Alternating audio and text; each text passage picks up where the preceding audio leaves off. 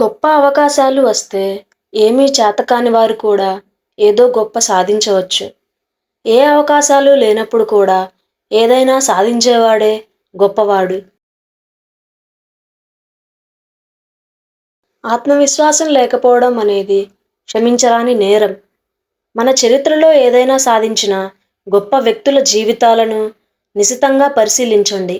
వారిని నడిపించింది ఆత్మవిశ్వాసమేనని తెలుస్తుంది.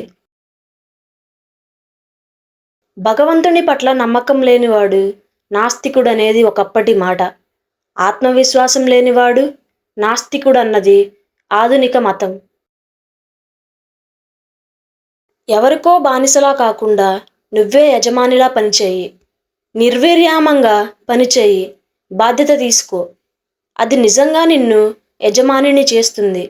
పనికి, విశ్రాంతికి మధ్య సరైన సమతౌల్యం ఉండాలి. పిరికితనానికి మించిన మహాపాపం ఇంకోటి లేదు. ఒకటి దెబ్బతింటే రెట్టింపు ఆవేశంతో 10 దెబ్బలు కొట్టాలి. అప్పుడే మనిషివని అనిపించుకుంటావు. పోరాడుతూ చనిపోయినా పర్లేదు కానీ పోరాటం అవసరం.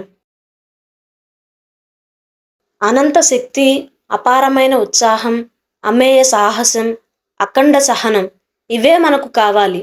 వీటితోనే ఘనతను సొంతం చేసుకోగలం. వెనక్కి చూడకండి, ముందంజ వేయండి.